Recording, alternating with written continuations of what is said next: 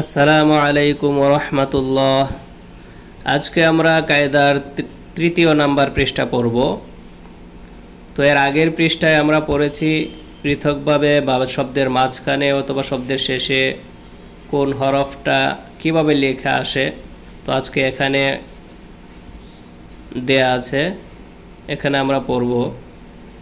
তারপর শুরু হবে দুইটা হরফ একসাথে আসলে কিভাবে লেখা থাকবে। এখানে হচ্ছে প্রত্যেকটা হরফ পৃথক পৃথকভাবে পরিচয় দেওয়া হচ্ছে, তারপর দুইটা হরফ যুক্ত করে একটা শব্দ গঠন করা হবে, আর দুইটা হরফ একত্রিত আসলে কিভাবে লেখা থাকবে এখানে পরিচয় হবে। তো চলুন আমরা শুরু করি। বা বা জিম জিম ফা ফা সদ সদ মিম মিম হা হা কাফ কাফ শিন শিন আইন আইন লাম লাম বা বা গাইন গাইন কাফ কাফ কফ কফ সিন সিন হা হা তা তা মিম মিম দদ দদ খ খ জিম জিম ইয়া ইয়া সা সা হা হা হা হা হামজা হামজা গাইন গাইন ফা ফা নুন নুন আইন আইন। এখন আমরা শিখব দুই হরফ একত্রিতভাবে দুই হরফ দিয়ে একটা শব্দ গঠন করা হবে। তো এই দুই হরফ একসাথে লিখলে কিভাবে লেখা হয়। বা আলিফ বা আলিফ হা বা হা বা হা জিম হা জিম জিম দাল জিম দাল মিম আইন মিম আইন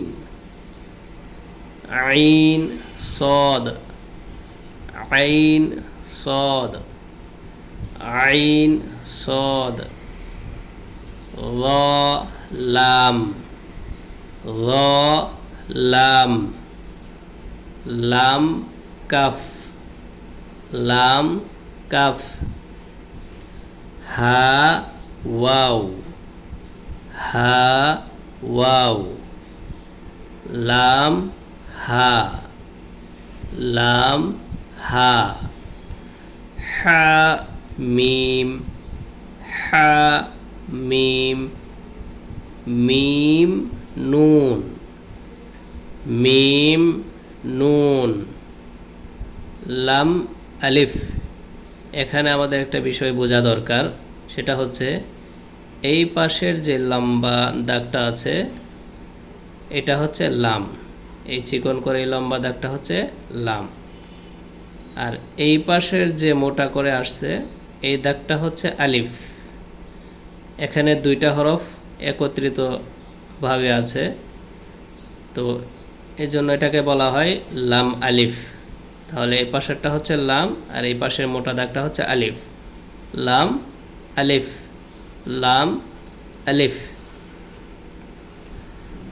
লাম হা, লাম হা, হা ইয়া, হা ইয়া, ইয়া সিন, ইয়া সিন, কাফ বা, কাফ বা, কফ ওয়াও, কফ ওয়াও, হা মিম, হা মিম, বা হা, বা হা, ইয়া হা, ইয়া হা, তা হা, তা হা, জিম র,